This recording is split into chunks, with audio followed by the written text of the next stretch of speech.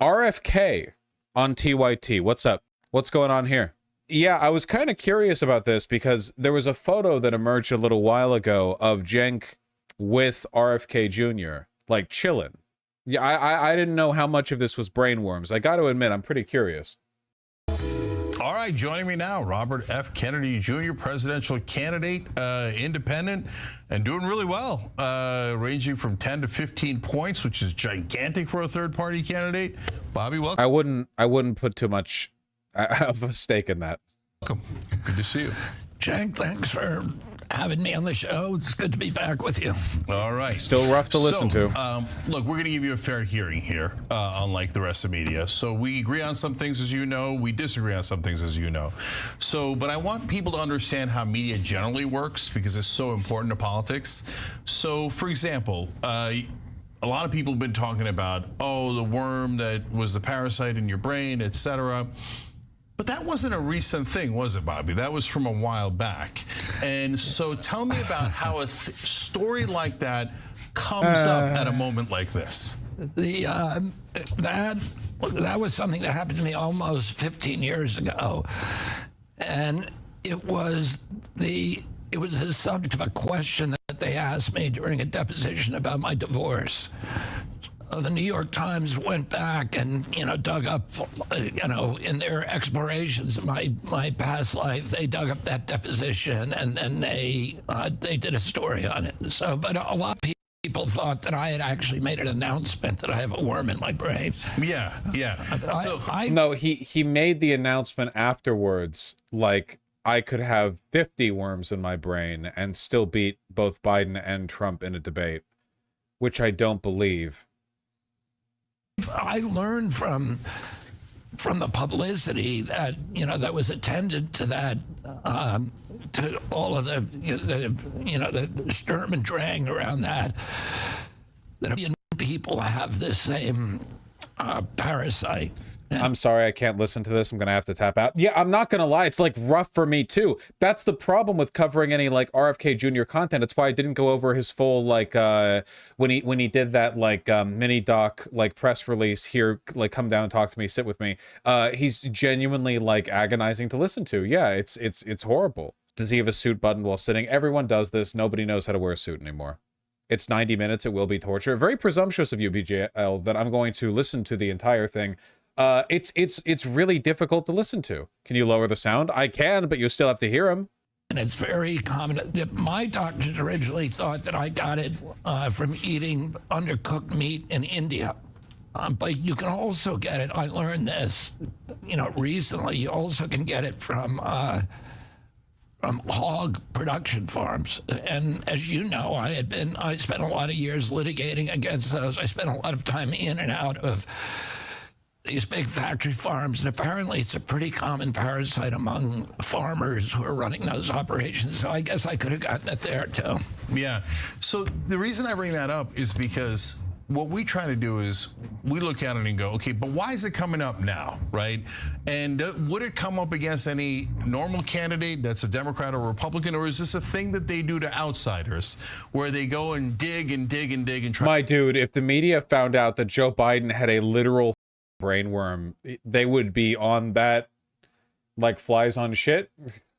Same with Trump, like not really like a targeting the third party kind of thing here. Try to find something. And the second part of it is, I looked it up as well. It turns out it's not a billion. It's 1.7 billion people that have that parasite. And so now that's the context that you never hear, right? So right-wing media was pretty good to you when you first started because you were in the Democratic primary, let's keep it real, and they were trying to hurt Biden with it.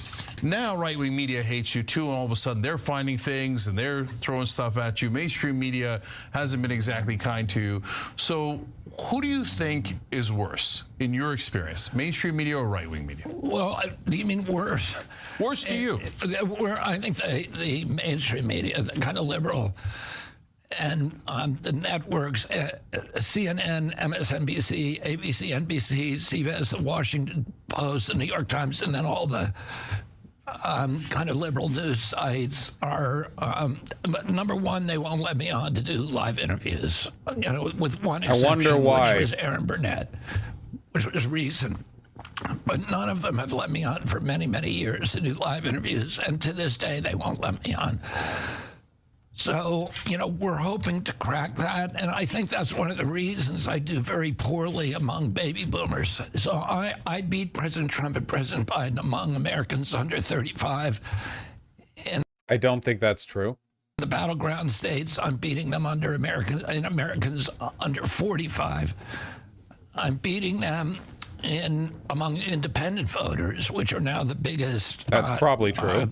Demographic. This is the first presidential election in history where self-identified independents outnumber Republicans or Democrats. Self-identified independents represent about 43% of the voting bloc, whereas Democrats are 27, Republicans are 27, and I think.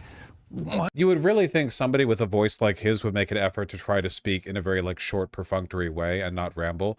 You know, he could come across as a little bit more purposeful if he did that. One of the reasons that I do so well among independents and young people is because they're getting their news from long-form interviews. They're looking at alternative news. I asked my son Connor recently, and Connor's 28 and very well informed, you know, went to great schools and you know, is very curious. And I asked him, have you ever seen a television news show, like an evening news show? And he went, nope. So you have a whole generation that is, you know, is looking elsewhere. But the people who watch the television news are baby boomers. And I think baby boomers should, you would think, like me, because a lot of them remember the, you know, Camelot, the Kennedy era. I was a big hero to them when I was just an environmental champion and before I started talking about public health issues. But they are the one group where I have, that's my Achilles heel. If I make inroads in baby boomers, I'll win the election. If I can't get into that cohort, then I lose. Yeah. I wasn't interrupting him there because that was a very insane thing to say in a very continuous and uninteresting way. Like everything there was nonsense. And I also don't know why he would say, I don't know why you would say as a presidential candidate, like, this is the base that I struggle with, like complain, yap. I don't know how much of it is delusion, how much of it is him going like, okay, well, there's no shot at all if I don't pretend that I have a chance. It's just, I don't know. I feel like it's really to his benefit that he doesn't get let on for TV interviews, because then people hear his voice, and that's not even a joke. I actually mean it. Like, what the hell? So we're going to get to things that we disagree on in a second, but it is rather startling, I mean, when you think about it, because I've seen you peak at 18% in polls, and for a third-party candidate, that is a monster number. That is a gigantic number. Well, you know, I got the Deseret News did a poll this week that has me tied at 20% with Biden. And overall, like this is what I mean about polls, man. It's psycho shit. It's like he has name recognition. That's it. Nobody talks about RFK Jr. in any context outside of this. Equal to Biden? Like it's going to be a three-way race? It's insane. Yeah. Okay, that seems like an outlier. In a three-way race. No, I think it's true in Utah, not overall. Oh, in Utah. Okay, yeah. Okay. But then, you know, the Quinnipiac poll, I think, had me at 27 points in Michigan. I'm at 26 in Arizona. So, and all I need to do is get to 34 to win the election. Like, and a lot of the polls that have me in single digits are fixed polls. So they do something that they have never done before, which is they pose the question as if it's a two-way race between President Biden and President Trump, and then they offer or other. So most people, they say, if you had to vote between these two, which one is it? And for those who push other, they are sent to a different field, and then they're asked about me, Cornel West, and Jill Stein.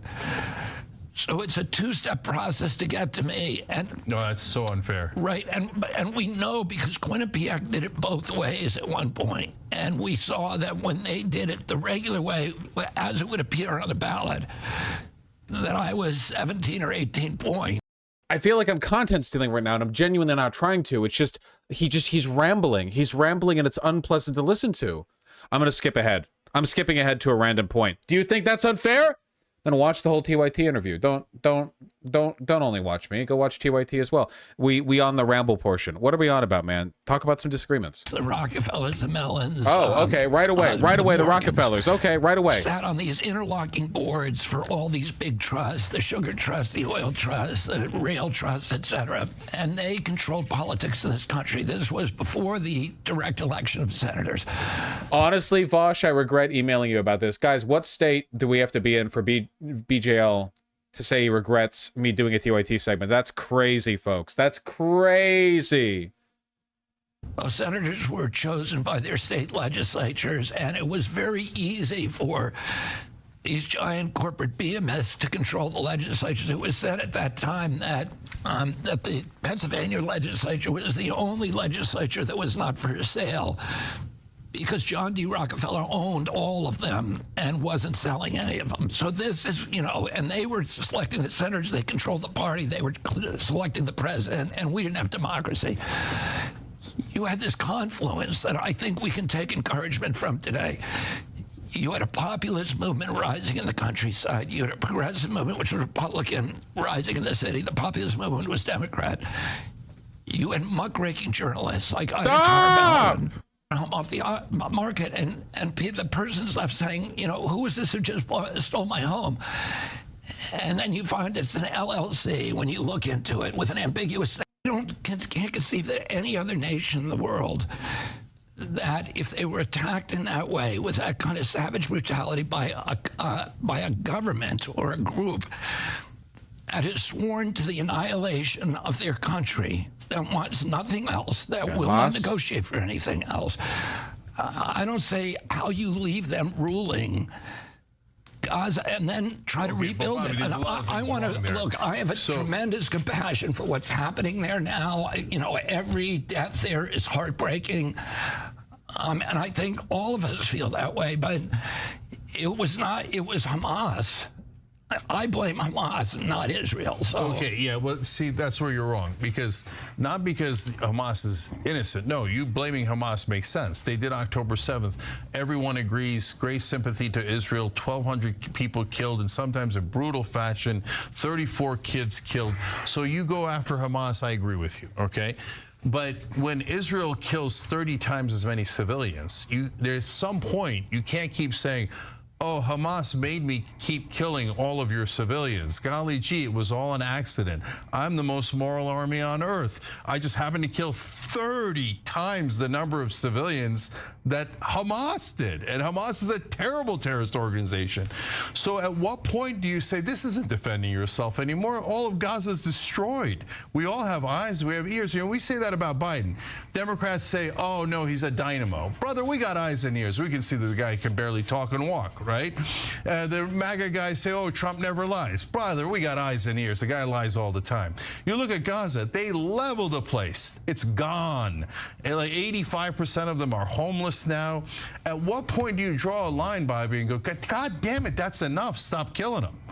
I would draw the line when Hamas lays down its weapons and says, so if Hamas doesn't lay down... That's not the line. The question was, what line would Israel have to cross for you to want them to lay off the Gaza Strip? That's not the line. So you're saying then that Israel could do literally anything because the line isn't for them. The line is for someone else. Like Israel's feeding Palestinian babies into a blender and the blood spraying everywhere. And you're like, okay, my line is for this other person to stop doing a different thing. Okay. On their weapons. Now, innocent Palestinian civilians held captive by both the Israel occupation for 57 years, brutal occupation. Okay, hold on. And Hamas, let's say Hamas. Let's say Hamas. Wait, no. Okay, so now, but Israel gets to kill as many Palestinians as they want for ad infinitum because, oh, there's still a couple of Hamas guys left. Well, how do we know when all the Hamas guys are gone? So are you okay with 370,000 dead as long as there's a Hamas battalion left? Number one, Israel is not occupying Gaza.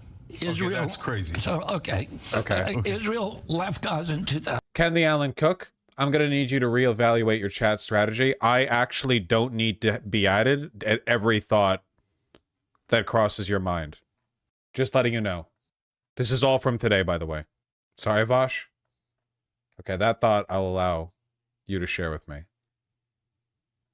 2006, and Hamas took over Gaza in 2006, and but they don't control their borders. They don't control their water, their electricity, their power. Right, and well, first of all, their water comes from desalination plants that are local. Israel has provided fuel from those plants. Gaza, but Hamas blaming Israel for turning them into an open-air prison is like it's like the guy who kills his parents and pleads to the court for mercy because he's an orphan. But that's Hamas and Palestinians are different, though. You can ignore everything Hamas says, but the Palestinians are definitely occupied. Isn't it crazy how even when they try to ration out an argument, every Zionist is like, okay, but it's okay to kill Palestinians because of Hamas? Like, they can never navigate their way around that. It's always like all their comparisons and arguments boil down to like collective punishment every single time. It's always like, okay, well, if you didn't want Israel killing civilians, then maybe the non-civilians shouldn't have done the thing. And they always fall into it every single time. Israel has been brutally oppressing them for 57 years. Wait a minute, Jay. I mean, are they free? They're not free, are they, Bobby? They're definitely not free. People in Gaza or Palestinians? Palestinians in Gaza and West Bank, not remotely free. But Palestinians, there are 1.3 or 2.3 million Palestinians in Israel. It's 17% of the population. And they have all the rights of anybody else in Israel. For one, no, they literally don't. And for two, we are talking about the Gaza Strip. We're talking about the Gaza Strip. They objectively, that's not true. There's like barricades, their water rights are stripped. Like, what are you talking about? What world does this man live in? This guy's like a hyper-Zionist. The crazy thing to me, though, is the fact that based on his general crankery, you would expect him to be very anti-Israel. Like, because RFK Jr. is almost certainly an anti-Semite, which makes me wonder if this is more of that like Christian doomsday prophecy thing. I don't know what motivates this man's like Zionist tendencies. I don't know what the underlying mechanism is, what his thought process is for it. He's a Kennedy, that's why. I know there's like inertia there, but yeah, but like I said, Wet Espen, we're talking about the Gaza Strip. Like, we're talking specifically about the 2 million people in the Gaza Strip. You're not giving an answer if you're like, no, Israel isn't an apartheid state. They only enforce apartheid in the West Bank and in Gaza, where millions of Palestinians live with objectively fewer rights than like resident Jewish Israelis. But in like the main body of Israel, they have the same rights, except again, they kind of don't. It's like not. It's still not exactly. Also, yeah, East Jerusalem, not exactly. They can vote. They can serve on the Knesset. They can. Yeah, but how about the 5.5 million that have no freedom, that are in the West Bank and Gaza Strip, being kept in prisons for decade after decade after decade, using the excuse of, well, there's one Hamas guy that says Israel should be annihilated, so we're going to occupy 5.5 million of you. Well, there's always a jerk who's going to say, oh, I think Israel should be annihilated. I think this. And not only that, it's a greatly ironic argument that, hey, Hamas doesn't want Israel to be a state. And then Israel turns around and goes, I'm not going to let the Palestinians be a state. So aren't they worse than Hamas? Because it's not theoretical. They are literally preventing the Palestinians from being a state. That is what you say. Hamas is so terrible because they would prevent Israel from being a state. Well, Israel's already doing that to the Palestinians. Yeah, so the Palestinians have been offered a state repeatedly in 1922, in 1930. Are you going to let me finish? All right, go ahead. Because you just went on a rampage. Go ahead. Okay. 1922, 1937, 1947, 1973, 1967, 1973. Each time they were offered. Israel offered them, the United Nations offered them, the League of Nations. Remember how I've said before that, like, basically every time the only reason the history gets dove into by Zionists is because they're trying to construct a pretext where they can argue that collective punishment is justified as long as you, like, you point to enough points in time where, like, the Palestinian rep did the wrong thing, you know? Like, if we can just chain together enough, like, whether it's real or imagined, whether it's substantial or insubstantial, it doesn't matter. As long as we can point to enough instances of what we perceive to be moral righteousness on Israel's part relative to the Palestinians, then that means that the, like, baby mulching with bombs can continue. Offered them, Britain offered them their own state. in exchange for peace. 90% of Beta. the Palestinian mandate of Palestine was given to the Arabs. Only 10% was given to the Jews. So after Wait, in 1948, no, they was they got half the land, and when they were only a third of the population. In 1922. 1922. Okay. Yeah, 1922. Did you know that 100 years ago something happened? Anyway, let me continue to pour babies into this blender. I don't care. So tell us, help us out. I mean, you know, this goes back to what you were saying at the outset, that that the mainstream media reports things that I said with a certain spin on them to make them seem alarming or to make me seem crazy. So let me give you the context in which I made this, in which I had that discussion. Is this the COVID vaccine? Private dinner Jewish people? With some journalists, and it was under Chatham House rules. You know what that means? Chatham House rules, right? Yep. What does that mean? So I hear you, but at the same Are you a teacher? You know what this thing I mentioned is, right? Tell me what it means. You're getting interviewed, man. You're not the interviewer. What are you doing? Bobby, let me finish. But you said it. Let me finish. No, you asked me a question, but go ahead. Let me finish. Yeah, I just wanted to, Chatham House rules mean it's off the record, that you're not allowed to report it. And we were talking about bioweapons and the growth of bioweapons, particularly with AI, and I'm deeply concerned. I just wrote a book about bioweapons, so I know a lot about them. And that there's a whole now science of ethic bioweapons that have been that are being developed by China, by Russia, and particularly by the United States. And I made the remark that that you could actually ethnically target certain bioweapons to attack certain races, and in conjunction with that, I mentioned an NIH paper that had just been published.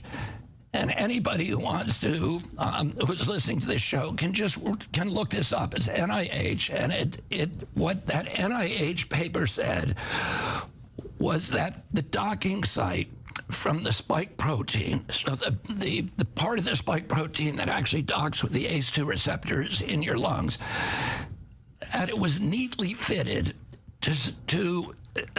so that it was more likely to affect certain races and not affect others. The most compatible races were blacks and Caucasians. The least compatible race was people from Finland. The second most was Ashkenazi Jews, and the third was Chinese.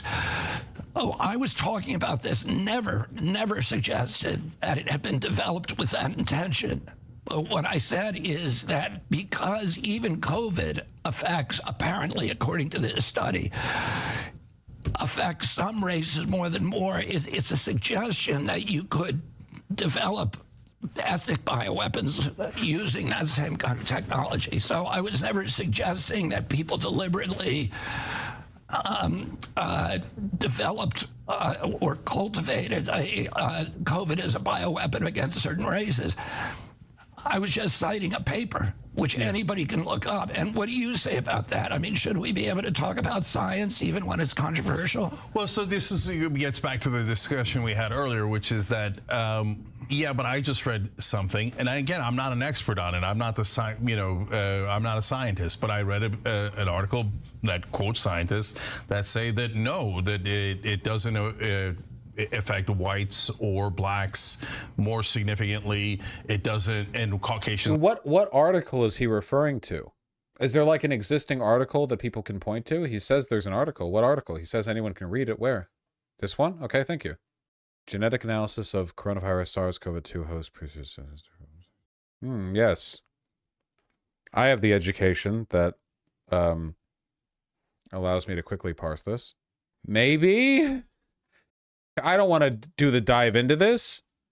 I don't even know enough on the topic to meaningfully... I mean, I can see clearly that nothing in the abstract of the paper says anything as obvious as, yeah, these racial groups are more easily susceptible or less susceptible or whatever else.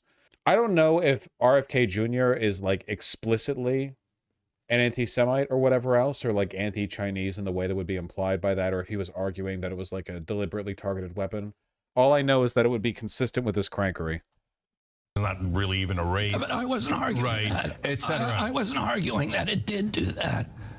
I was just citing a peer-reviewed, published paper that said that. So I get what you're saying. And made those observations. And I understand so what I wasn't you're saying, and I don't think if you did an epidemiological study. Vosh, it literally says right there. Conversely, it seems that the genetic regulatory variants driving TMPRSS2 expression may have a role in the different susceptibility to SARS-CoV-2 and other respiratory viral infections among populations. Is it not obvious? First of all, is it not obvious? Is it not obvious? Is it not obvious by now that this presumptuous language of yours is joking? They said they were joking. Yeah, I don't at all doubt the underlying claim that a pandemic-wide disease, something that spreads across the world, could affect different populations of humans in different ways based on very subtle and minor levels of different susceptibility in very specific contexts, like that kind of stuff. I get that. I don't disagree with that premise. What I disagree with, there are a bunch of other things, though. One, which group specifically, right? Because those weren't mentioned in the abstract, at least not as I read it. Secondly, to what extent? Third, how much can that be like deliberately genetically coded for? Because that's what RFK Jr. was talking about vis-a-vis bioweapons. Four, did he was he not in that dinner saying that it was targeted? Because now he's saying that he was just, you know, describing a paper that he read, whereas the quotes from him at the dinner would indicate that he was speaking rather matter-of-factly about it, that it was designed to be that way, like deliberately. Of course, at that point, it's kind of a he said, she said thing, but no. He doesn't have the credibility. He doesn't have the sauce, you know? Yeah, he's full of it in the video. He said it was a bioweapon. Oh, there is a video, isn't there? Wasn't it recorded? 1 second. RFK Jr. bioweapon video. And we need to talk about bioweapons. The level, I know a lot now about bioweapons because I've been doing a book on it for the past 2.5 years, and you know, the technology that we now have to develop these microbes, we've put hundreds of millions of dollars into ethnically targeted microbes. The Chinese have done the same thing. In fact, COVID-19, there's an argument that it is ethnically targeted. See, yeah, okay, he's just lying. Yeah, in the vid, it's literally 4K. You're caught in 4K. You're not saying, oh, there's a paper that indicates that existing diseases can have population variance effects based on like the receptors of the. No, you're like specifically saying the Americans and the Chinese are both building bioweapons. There's an argument COVID is targeted to. I'm confused. Race is just a social construct. What are you, stupid? Haven't you noticed black people have darker skin? You idiot. Yeah, Kirain, RFK Jr. is fully lying. COVID-19 attacks certain races disproportionately. The races that are most immune to COVID-19 are because of the structure of the genetic structure, genetic differentials among different races. Of the receptors, of the ACE2 receptor, COVID-19 is targeted to attack Caucasian. Targeted again, like what do you want, man? Targeted. Yeah, he's just lying. He's fully done the crazy conspiracy shit, and now he's walking it back, and he's like, no, I was just reiterating one paper, and you know, just like you could show that Ashkenazi Jews did any better than Caucasians. I don't know. Oh, you know, I would be shocked. Well, you know, it may be that some races, there's certainly, well. I'm more confused now. Does that mean each racial group has different DNA? Are you 5? The DNA is what makes the skin darker or lighter, dumbass. What are you talking about? Yeah, what do you mean? Every human has different DNA. Every single human. This person's called Soviet Strong. I'm pretty sure they're a troll anyway. Whatever. There's certainly some nations that did a lot better, but we don't know why. But all I was doing was I was citing a paper. I wasn't saying that it was true. But do you get that look, I'm going to give you that it was. No, I'm going to explain. First, I want to give you credit. I get why you mention that it was off the record because you weren't trying to make a public statement. And, Exactly. and if you make a public statement, then it becomes more of I intended this or that. And everybody is looking for a blood libel to use against Jews. And if you say that publicly, there are bad people out there who will take that and run with it. So I wouldn't say it publicly. Okay, so but that's what I was going to get at. I was going to say, do you get that? Doug, when you're talking to a bunch of journalists, you are talking publicly. Like, the promises that it's off the record don't mean that you're not talking publicly. Also, I really like the implication that I like that RFK Jr. is literally saying, like, yeah, man, I've got things that I won't say in public because they're too spicy for the press. Like, okay, all right. If people think that that's the case, it's going to lead to dark paths. Yeah. Now, if it actually was the case, and we're studying it, and it turns out randomly it's it's Ashkenazi, it's Koreans, etc. We're going to have a conversation about that. I did it off the record. Right, we're going to have a conversation about that. But number one, it isn't, right? And number two, you acknowledge that if you just go out there without being absolutely sure of it, it's going to trigger those tropes. And well, yeah, but I wouldn't do that. Ben, you literally said targeted. I don't know what you think targeted means. If you want to make the argument that, like, oh yeah, tiny, like, population variances in receptors of the particular type of attacks that COVID makes against the body mean different population, blah, blah, blah. Like, that's not what you said, dude. I did it in a private setting, and I was remarking on. He's literally doing the, like, N-word in private thing. Like, bro, he wasn't supposed to be recording me. A very interesting paper, and that's all. I wasn't, making a personal assertion. I wasn't vouching for the paper. Right. I was just saying it's interesting that this is out there. All right, last thing. Defense. You propose what appears to be massive cuts to defense spending. So obviously they're going to fight you tooth and nail on that. The Democrats and the Republicans are totally in the tank for the defense contractors who give them millions upon millions of dollars in campaign donations, oftentimes hire them and the generals after they retire. So that makes sense, how much can you cut in defense? Is it realistic, and how do you get it done? Well, I mean, the amount, and listen, I've talked to all kinds of military experts about these cuts. The amount that I would cut our defense budget back to was the height of defense spending during the Cold War. It's called the Eisenhower minimum. So at the very height of the Cold War tensions, this was our military budget in 2024 real dollars. And we were told, if you remember, Cenk, in 1992, when the walls came down in Europe, that we were going to get a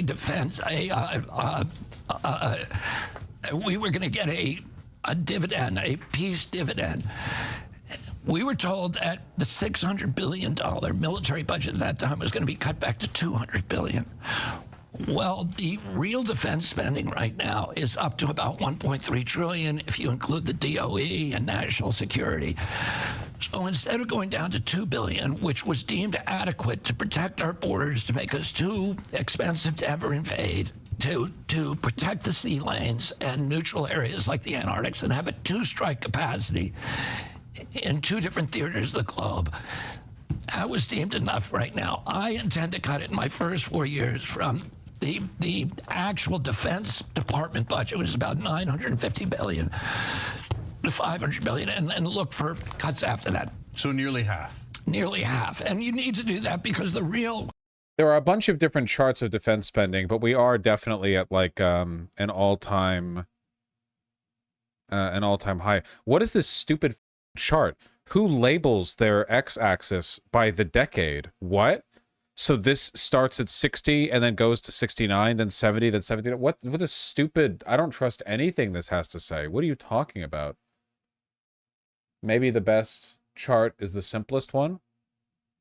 Of course, you have the ramp up after 9/11. Yeah, military spending rarely decreases. This is in 2021 US billion dollars right here. So you have here and da-da-da. But this isn't the full spending. There's a lot of extra spending that goes into it. A lot of contractor bullshit. We do spend a lot of money on our military, folks. My God, look at us. Very near the rest of the world combined. A lot of stuff kept off the books for obvious reasons. Oh, yeah. Oh, yeah. Our country is being weakened not because of our, a weakened military, but because of our economy. We need to bring that money back home and invest it in rebuilding the middle class in this country and rebuilding our industrial base. The real strength of a nation comes from the health of its citizens, the wealth of its citizens, the robustness of its economy, and we're losing that. Every nation, we've spent $8 trillion on wars over the past 20 years. Every nation in which we intervened is worse off than we found it. Iraq is, we killed more Iraqis than Saddam Hussein. We created ISIS. We drove 4 million refugees up to Europe. We've destabilized all the Western democracies, created Brexit as a direct result of the spillover war that we had in Syria. We pushed Iraq into a proxy posture with Iran, which was the foreign policy outcome that we tried to avoid for 20 years. And if you look at every place we intervene, the same thing. It's been a catastrophe, and now our addiction to war is creating BRICS, the emerging, the end of the dollar as the world reserve currency, and the world trade currency, and the world safe haven, which is going to be what's going to replace the dollar as the global reserve currency? The ruble? What are you talking about, dude? BRICS. Every party got the people who hate each other. China and India. Are you kidding me? South Africa is an American ally. So is Brazil right now. You kidding me? Brazilian real? Yeah, I guess so. Like, why? Yeah, sure. Global reserve currency. Stupid ass campus conspiracy take. The yuan? Yeah, they're so close to that. Like a nuclear bomb dropping on our economy. So it's weakening us year after year. The Chinese did what my uncle wanted to do, and did. They instead of projecting military power abroad, the yuan is actually becoming a growing reserve currency. Oh, a reserve currency, sure. China's a big boy, but not the reserve currency. Nothing's dethroning the dollar, not for a long time.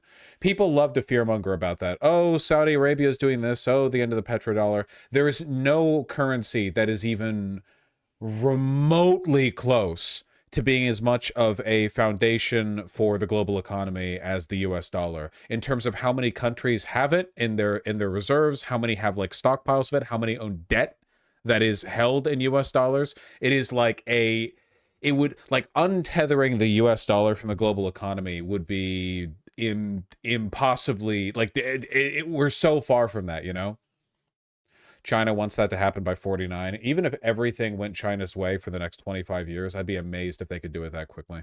They projected economic power. So while we were spending $8 trillion bombing bridges, roads, schools, ports, and airports, they spent $8 trillion building schools, bridges, roads, ports, and airports. And they're making friends everywhere. I don't disagree with this. I think that China, for the most part, has been a lot more aggressive and intelligent when it comes to outreach to developing countries than America. Chinese are now the principal creditor in almost every nation in Latin America and almost every nation in Africa. And, my uncle did that. He refused to go to war, refused to send any combat troops abroad. He said he wanted children in Africa, when they heard of the United States, not to think of a man with a gun in a military uniform, but to think of a Peace Corps volunteer. Are you opposed to dethroning the dollar conceptually? Not really, no. I think that, for stability's sake, it's probably good to have some kind of global currency in effect. Obviously, having that global currency be, controlled and printed by the United States gives America a lot of undue economic hegemony that I don't like, The Alliance for Progress, USAID, and those were programs he created to grow the middle class and run the oligarchies and the military dictators of those countries and grow their middle class, to give aid directly to the middle class. Today, there are more statues to my uncle, more boulevards named after him, more avenues, more universities, streets, and parks than in almost every country in Latin America, Africa, Asia, than any other president, and probably more than all other American presidents combined. And that is a good foreign policy to have. He shills his last name so hard. Yeah, he does 100%. Because, again, name recognition is the only reason anyone gives a shit about this guy. That is literally it, That's literally it. World actually love you.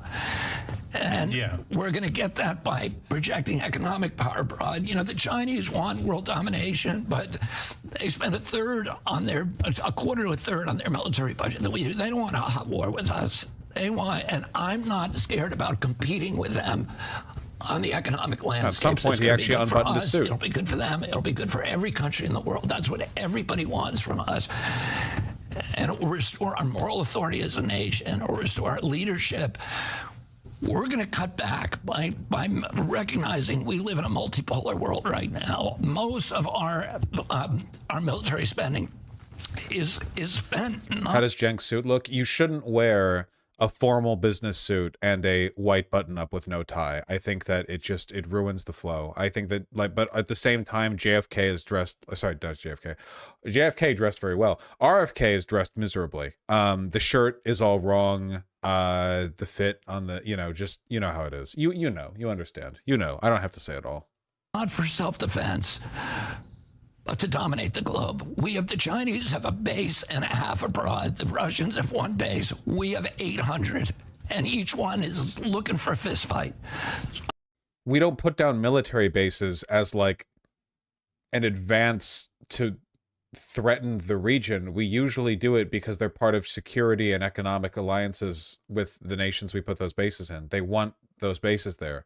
Having a U.S. base in your country is like a great, like it's held as like a show of stability and investment because you have the most powerful nation in the world, like there, it's not, they're not looking for a fight. I mean, sometimes, but that's kind of a contextual thing.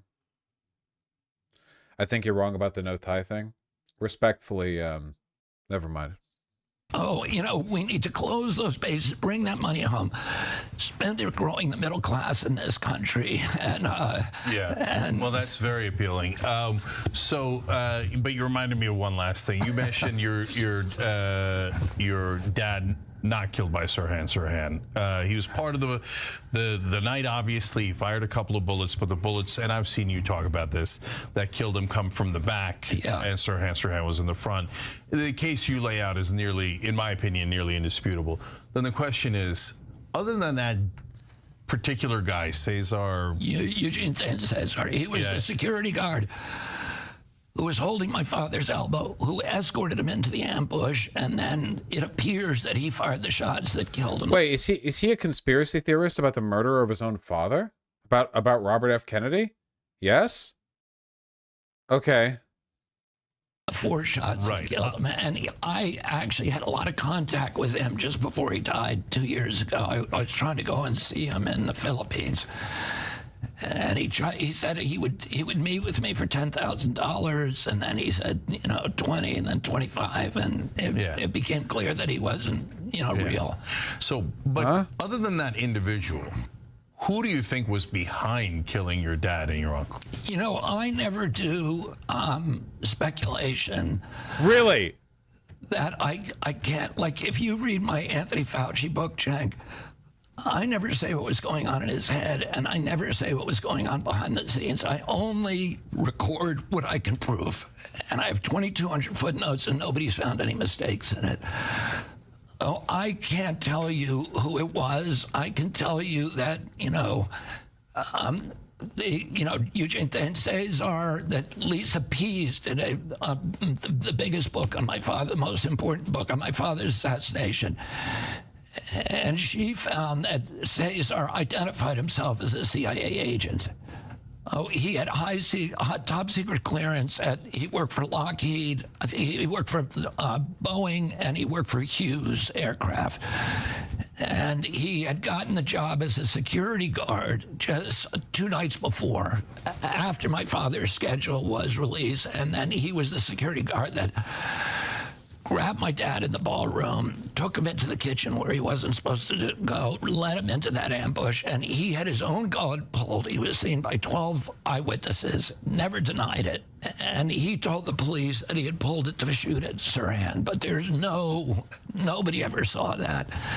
Yeah. And the case is amazing because the bullets are. What's he on about now? I don't know. Neck and they were all contact shots. They all left a carbon tattoo. So he's a shot that he was trying to shoot Sirhan, and he shot your dad in the back of the neck. He's a very awful shot 4 times. Yeah. So, all right. Well, maybe you get to. It's just weird, man. They're talking about They're talking about the assassination of this guy's father. It's like his dad. I don't know. Solve that if you're president. I mean, that would be a hell of a thing. I mean, I imagine those are files you would want to take a look at. Uncle? No, his dad, Robert F. Kennedy. I'm sorry, wait, how do you guys think John F. Kennedy was killed? The hood of the car? Grassy knoll? That whole business? Different Kennedy. 2 Kennedys were killed. Head just did that. Wait, how was RFK killed? We literally just heard them talk about that. To see what happens there. On that alone, that might be worth, because no other president ever goes in and tells us what actually happened. So yeah, I'm going to have transparency. Nothing bad ever happens to the Kennedys. I don't know if there's UFOs or not, you know. Okay, that's enough. Benjamin, you're stronger than me. You're a stronger man than me.